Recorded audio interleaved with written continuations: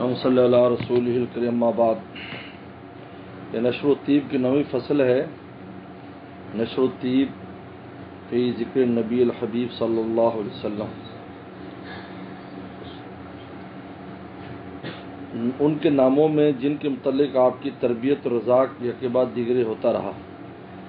آپ زمانے حمل میں تھے کہ آپ کے والد عبداللہ کی وفات ہو گئی. قضا فی صد بن شام سے 2 مہینے حمل پر گزرے تھے کہ عبداللہ شام کو قافلہ قریش سے تجارت کو گئے. وہاں سے پھرتے ہوئے مدینہ میں اپنے ماموں کے پاس بیمار ہو کر ٹھہر گئے اور وہاں ہی وفات پائی. اور جب آپ 6 سال کے ہوئے تو آپ کی والدہ آمنہ آپ کو لے کر مدینہ میں اپنے اقارب سے ملنے گئی تھیں. مکہ کو واپس آتے ہوئے درمیان مکہ و مدینہ کے موضع ابوا میں آپ نے وفات پائی. اور اس وقت ایمن بھی ساتھ تھیں. پھر آپ نے اپنے دادا عبد المطلب کی پرورش میں رہے. جب آپ 8 سال کی ہوئے تو عبد المطلب کی وفات ہوئی اور نے ابو طالب کو آپ کی نسبت وصیت کی تھی. چنانچہ پھر آپ ان کی کفالت میں رہے یہاں تک کہ انہیں نبوت کا زمانہ بھی پایا. 7 روز تک آپ نے والدہ ماجدہ کا دودھ پیا اور پھر چند روز تک صوبیہ نے دودھ پلایا جو ابو لہب کی آزاد کردہ لونڈی تھی اور اس کے اسلام میں اختلاف ہے. اور آپ ہی کے ساتھ حضرت ابو سلمہ حضرت حمزہ کو بھی دودھ پلایا. اس وقت ان کا بیٹا مسروح دودھ پیتا تھا. پھر حلیمہ سعدیہ نے پلایا اور اس دودھ کے شریک بھائی بہنوں کے نام اور اسلام کی نسبت 8ویں فصل کی 4تھی روایت کے ذیل میں کچھ مضمون مذکور ہوا ہے. اور انہی حلیمہ نے آپ کے ساتھ آپ کے چچا زاد بھائی ابو سفیان بن حارث بن عبد المطلب کو دودھ پلایا. یہ عام فتح میں مسلمان ہوئے اور بہت پکے مسلمان ہوئے. اور اس زمانے میں حضرت حمزہ بھی بنی سعد میں کسی عورت کا دودھ پیتے تھے. سو اس عورت نے بھی ایک روز آپ کو دودھ پلایا. جب آپ حلیمہ کے پاس تھے تو حضرت حمزہ 2 عورتوں کے دودھ کی وجہ سے آپ کے رضائی بھائی، ایک صوبیہ کے دودھ سے، دوسرے سعدیہ کے دودھ سے، اور جن کے آغوش میں آپ رہے ہیں وہ ہیں آپ کی والدہ صوبیہ حلیمہ اور شیماء. آپ کے زیمن ایمن حبشیہ جن کا نام برکت ہے، یہ آپ کو آپ کے والد سے میراث میں ملی تھی اور آپ نے ان کا نکاح حضرت زید سے کیا تھا جن سے اسامہ پیدا ہوئے. شاباش صدف کے چنا پر ورد گہر آبا ازو مکرم و ابنا عزیز تر صلو علیہ ما طلع الشمس والقمر بادت خدا بزرگ قصہ مختصر. شاباش یعنی خوش باش ایسی سیپ جس کے اندر ایسا موتی تھا جو آبا کی طرف سے مکرم ہے اور آگے بچوں کی طرف سے عزیز تر ہے. 10ویں فصل شباب سے نبوت تک کے بعد حالات میں پہلی روایت جب آپ 14 یا 15 سال کے ہوئے، بقول 20 سال کے ہوئے تو قریش اور قیس سے اعلان میں لڑائی ہوئی. اس واقعہ کی بعض تاریخوں میں آپ بھی تشریف فرمائے مارکا ہوئے اور آپ نے فرمایا میں نے اپنے آمام کو عدو کے تیروں سے بچاتا تھا. اس واقعے کا بڑا قصہ ہے. اس سے آپ کا اول ہی سے شجاع ہونا ثابت ہوتا ہے. دوسری روایت جب آپ 25 سال کے ہوئے حضرت خدیجہ بنت خویلد نے، جو کہ قریش میں ایک مالدار بیوی تھی اور تاجروں کو اپنا مال اکثر مزاربت پر دیتی رہا کرتی تھی، آپ کے صدق و امانت، حسن معاملہ و اخلاق کی خبر سن کر آپ سے درخواست کی کہ میرا مال مزاربت پر شام تک لے جائیے اور میرا غلام میسرہ آپ کے ساتھ جاوے گا. آپ نے قبول فرمایا یہاں تک کہ آپ شام میں پہنچے اور کسی موقع پر آپ ایک درخت کے نیچے اترے. وہاں ایک راہب کا صومعہ تھا گرجا. اس راہب نے آپ کو دیکھ کر میسر پوچھا یہ کون شخص ہے؟ میسر نے کہا کہ قریش اہل حرم میں سے ایک شخص ہے. راہب نے کہا اس درخت کے نیچے بجوز نبی کے کوئی کبھی نہیں اترا. آپ شام سے خوب نفع لے کر واپس ہوئے اور میسرہ نے دیکھا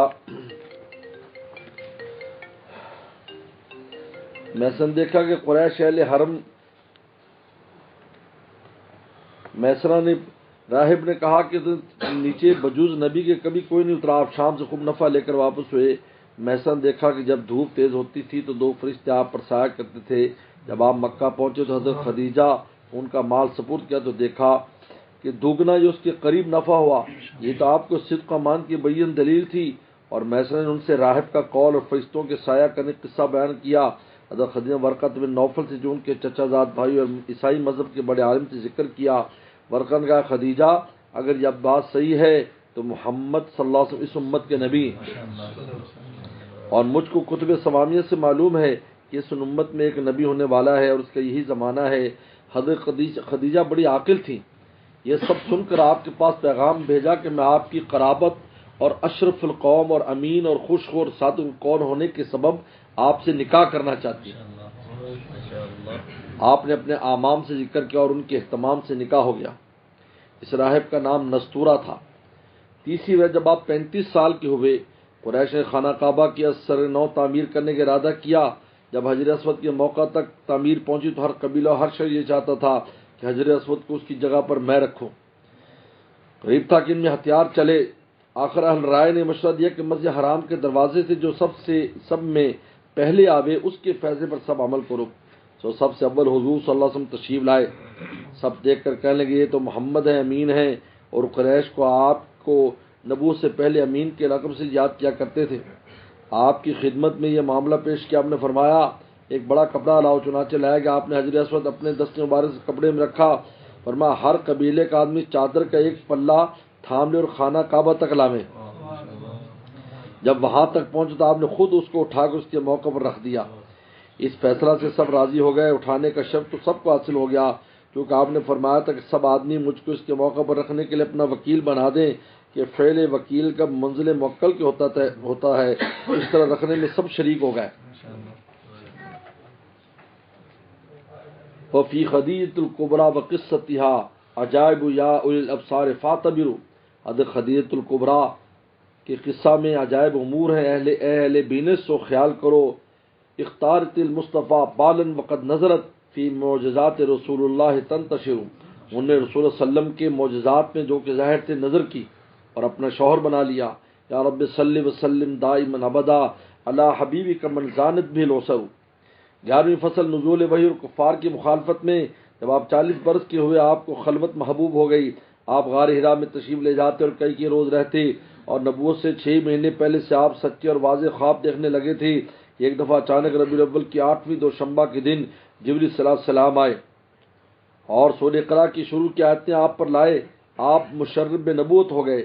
اس کے ایک عرصہ بعد سورہ مدثر کی آیتیں اول کی نازل ہوئیں تو آپ نے حسب حکم انذر دعوت اسلام شروع کی، مگر پوشیدہ پھر یہ آیت ہے فصدع بما تؤمر۔ آپ نے اعلان دعوت شروع کی، یعنی پہلے پوشیدہ پھر اعلان اس آیت کے بعد فصدع بما تؤمر کھول کر بیان کریں۔ پس کفار نے عداوت اور ایذا شروع کی، لیکن ابو طالب آپ کی حمایت کرتے تھے۔ ایک بار کفار نے جمع ہو کر ابو طالب سے کہا یا تو محمد صلی اللہ علیہ وسلم کو ہمارے حوالے کر دو اور ہم تم سے لڑیں گے۔ ان نے حوالے کرنا قبول نہ کیا۔ کفار نے آپ کے قتل کا مصمم ارادہ کیا۔ ابو طالب آپ کو لے کر تمام بنی ہاشم بنی مطلب کے ایک شیب یعنی گھاٹی میں واسطے محافظت کے جا رہے، اور کفار نے آپ سے اور بنی ہاشم اور بنی مطلب برادری قطع کر دی اور سوداگروں کو منع کر دیا کہ ان لوگوں کے پاس کوئی چیزیں نہ بیچیں، اور ایک کاغذ اس قطع علاقے کا عہد کا لکھ کر خانہ کعبہ میں لٹکا دیا۔ 3 سال تک آپ اور بنی ہاشم بنی مطلب اس شیب میں نہایت تکلیف میں رہے۔ آخرکار آپ کو بوحی الہی اس بات کی اطلاع ہوئی کہ کیڑے نے اس عہد نامہ کے کاغذ کو بالکل کھا لیا بجز اللہ کے نام کے، کہ اس میں کہیں تھا، ایک رن نہیں چھوڑا۔ آپ نے حال ابو طالب سے کہا۔ انہوں نے شیب سے نکل کر یہ بات قریش سے بیان کی اور کہا کہ اس کاغذ کو دیکھو، اگر محمد صلی اللہ علیہ وسلم بیان غلط نکلے تو ہم انہیں تمہارے حوالے کر دیں گے، اگر صحیح نکلے تو اتنا تو ہو کہ تم اس قطع رحم اور بد عہدی سے باز آ جاؤ۔ قریش نے کعبہ پر سے اتار کے اس کاغذ کو دیکھا تو فی الواقع ایسے ہی تھا۔ تب قریش اس ظلم سے باز آئے اور عہد نامہ کو چاک کر ڈالا۔ ابو طالب آپ کو اور بنی ہاشم بنی مطلب کو لے کر شہر سے نکلے۔ آپ دستور دعوت اللہ میں مشغول ہوئے، اور یہ عہد نامہ بخط منصور بن اکرمہ بن ہشام لکھا گیا تھا، اور غرہ محرم سن 7 نبوت کو ٹکرایا گیا تھا۔ اس کا ہاتھ خشک ہو گیا، اور نبوت سے 10 سال دہم میں شہر سے باہر آئے تھے۔ اسی سال میں سارے شہر سے نکلنے کے 8 ماہ بعد ابو طالب کا انتقال ہو گیا، اور ان کے 3 دن بعد خدیجہ کی وفات ہو گئی۔ بعد وفات خدیجہ کے آپ کے 2 نکاح قرار پائے۔ ایک حضرت عائشہ صدیقہ سے اس وقت 6 سال کی تھی، مکہ میں ان کا نکاح ہوا اور مدینہ آ کر 9 برس کی عمر میں رخصت ہو کر آئیں، اور دوسرا نکاح حضرت سودا بنت زماں سے کہ بیوہ تھی، مکہ میں نکاح ہوا اور آپ کے ساتھ مدینہ میں آئیں اور ہمیشہ ازواج میں رہیں۔ اس سال دہم میں آپ طائف بنی ثقیف کی طرف تشریف لے گئے۔ یہ جانا دعوت اسلام کے لیے اور اس لیے تھا کہ ان سے کچھ مدد لیں، کیونکہ بعد وفات ابو طالب کے کوئی باوجاہت آدمی آپ کا حامی نہ تھا، لیکن وہاں کے سردار نے آپ کی کچھ مدد نہ کی۔ بلکہ سفلی لوگوں کو بہکا کر آپ کو بہت تکلیف پہنچائی۔ آپ وہاں سے ملول ہو کر مکہ واپس ہوئے۔ جب آپ بطن نخلا میں کہ ایک دن کی راہ پر مکہ سے پہنچے، رات کو وہاں رہ گئے۔ آپ قرآن مجید نماز میں پڑھ رہے تھے کہ 7 یا 9 جن نینوا کے، کیونکہ ایک قریہ ہے موصل میں، وہاں پہنچے، کلام اللہ سن کر ٹھہر گئے۔ جب آپ نماز پڑھ چکے تو وہ ظاہر ہوئے، انہیں اسلام کی طرف دعوت کی۔ وہ سب بے توقف مسلمان ہو گئے۔ انہیں اپنی قوم کو جا کر اسلام کی دعوت سورہ احقاف میں آئے تو صرفنا علیہ کا نفر من الجن میں اسی قصہ تو اشارہ ہے۔ پھر آپ مکہ تشریف لائے اور بدستور ہدایت خلق اللہ میں مشغول ہوئے۔ آپ عکاس، مجنہ، ذی المجاز میں کیا اسواق عرب تھے، مارکیٹیں لگتی تھیں، جاتے اور دعوت کرتے مگر کوئی قبیلہ متوجہ نہ ہوتا۔ یہاں تک کہ سن 11 نبوت میں آپ موسم حج میں اسلام کی دعوت فرما رہے تھے کہ کچھ لوگ انصار کے آپ کو ملے۔ آپ نے ان کو دعوت اسلام کی۔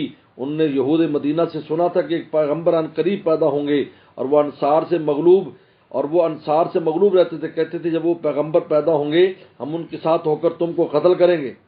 انصار نے آپ کی دعوت سن کر کہا یہ وہی پیغمبر معلوم ہوتے ہیں جن کا ذکر یہود کرتے ہیں، لیکن ایسا نہ ہو کہ یہود ہم سے پہلے ان سے آ ملیں۔ اور 6 آدمی ان میں سے مشرب اسلام ہوئے اور اقرار کیا کہ سال آئندہ میں ہم پھر آئیں گے۔ مدینہ میں جا کر انہوں نے آپ کا ذکر کیا اور ہر گھر میں آپ کا ذکر پہنچا۔ اگلے سال کی نبوت سے 12واں سال تھا۔ 12 آدمی نے آپ سے آ کر ملاقات کی، 5 پہلوں میں سے اور 7 اور انہوں نے احکام اسلام اور اطاعت پر بیعت کی۔ ان کا نام بیعت عقبہ اولیٰ ہے۔ آپ نے حسب درخواست ان کی مصعب بن عمیر کو واسطے تعلیم قرآن اور شرائع اسلام کے مدینہ کو بھیج دیا۔ مصعب نے تعلیم قرآن اور شرائع اور دعوت اسلام کے، اور اکثر آدمی انصار میں کہ مسلمان ہو گئے، تھوڑے ان میں سے باقی رہے۔ پھر اگلے سال کے نبوت سے 13واں سال تھا۔ 70 آدمی شرفاء انصار میں سے آئے اور مشرب اسلام ہوئے، اور عہد و پیمان آپ کے ساتھ کیا کہ آپ جو مدینہ کو تشریف لے جائیں گے ہم خدمت گزاری میں کوتاہی نہ کریں گے۔ جو کوئی دشمن آپ کے مدینہ پر چڑھ آئے گا ہم اس سے لڑیں گے اور جان نثاری میں قصور نہ کریں گے۔ اس کا نام بیعت عقبہ ثانیہ ہے۔ عقبہ کا معنی گھاٹی کے ہیں، ایک گھاٹی پر یہ دونوں بیعتیں ہوئی تھیں۔ وَعِندَمَا جَاءَ جِبْرِيلُ وَقَالَ لَهُ اقْرَأْ وَأُنزِلَ الْآيَاتُ وَالسُّوَرُ، جب جبریل السلام آئے اور آپ سے فرمایا کہ پڑھیے اور آیات اور صورتیں نازل ہونے لگیں۔ دعا لدین الہ العرش فابتدرت لما دعا زمر من بعدها زمر، آپ نے رب العرش کے دین کی طرف دعوت فرمائی سو آپ کی دعوت پر بہت سی جماعتیں دوڑیں اور ان کے بعد اور جماعتیں دوڑیں۔ وقام ينذر قوما خالفوا صفحا وكذبوا حسدا والحق هم بطروا، آپ مستعد ہو گئے کہ ایسی قوم کو ڈرانے لگے جن نے حماقت سے مخالفت کی اور حسد سے تکذیب کی اور حق سے تکبر کیا۔ فبرأه الله مما قد رموه به وزوروه فاقوال اذا حذروا، سو اللہ تعالی نے آپ کو ان تہمتوں سے بری کیا جو انہوں نے آپ پر لگائی تھی اور ان کو اختراع کیا تھا۔ وقایت اللہ اغنت عن مضاعفت من الدروع فمل ارماح والبتر، حمایت خداوندی نے زروں کے اوپر تلے زرے پہننے کی ضرورت بھی نہ رکھی، یعنی بغیر اسباب ظاہری کی حفاظت کی۔ 100 نیزے اور تلواریں کیا چیز ہیں؟ یا رب صلی وسلم دائما ابدا علی حبیبک من زانت بالوسر۔ اللهم لك الحمد كما انت صلی علی محمد كما انت اهل وفل بنا كما انت انك انت التقوى والمغفرہ۔ یا اللہ اس سیرت طیبہ کے وسیلے سے دعا ہے، یا اللہ پیغمبر السلام کے واسطے سے دعا ہے، یا اللہ اس بلا کو یا اللہ ہمارے بلا سے مرتفع فرما، اس اللہ اس عذاب کو مرتفع فرما، یا اللہ ہمارے ملک کے اور مسلمان بلاد اسلامیہ کے ایک ذرے ذرے میں اپنی اعلی عافیت نازل فرما، اور یا اللہ مسلمان پورے عالم میں جہاں جائیں سب کی حفاظت فرما۔ یا اللہ جو اس بیماری میں مبتلا ہیں ان کو بھی نجات عطا فرما، جو مبتلا ہیں ان کی حفاظت فرما۔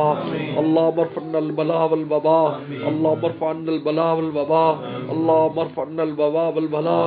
یا اللہ عافیت دارین نصیب فرما، یا اللہ ہمارے حال پر رحم فرما، معاف فرما، معاف فرما۔ اللہ کافروں کو بھی ایمان کی توفیق عطا فرما، اپنے ظلم و سے تم سے باز آنے کی توفیق عطا فرما، اپنی اصلاح کی توفیق عطا فرما، ایمان والوں کو بھی اپنی اصلاح کی توفیق عطا فرما، سب کو تیرے طرف رجوع کرنے کی توفیق عطا فرما۔ اللہ ہماری غفلتوں کو، نالائکیوں کو معاف فرما، ہمارے گناہوں کو معاف فرما، پوری امت کو معاف فرما، پوری انسانیت کو معاف فرما۔ یا اللہ حافظ دارین نصیب فرما، رحم کرم اور عافیت کا معاملہ فرما۔ یا اللہ ہر ایک کی جو بھی حاجات ہیں، ہماری جو بھی مشکلات ہیں، جو بھی مسائل ہیں، آپ کے علاوہ کون حل کرنے والا ہے؟ یا اللہ عافیت کے ساتھ سب کے مسائل کو حل فرما، ہماری حاجات کو پورا فرما۔ یا اللہ بہت پریشان ہے، یا اللہ دور دراز ملکوں میں پریشانی کا عالم ہے، یا اللہ ان کے حال پر رحم فرما، ایمان والوں کے حال پر رحم فرما، پھر سے مسجد مدرسوں کو آباد فرما، خانقاہوں کو آباد فرما، حرمین شریفین کو آباد فرما، یا اللہ تمام رکاوٹوں کو دور فرما۔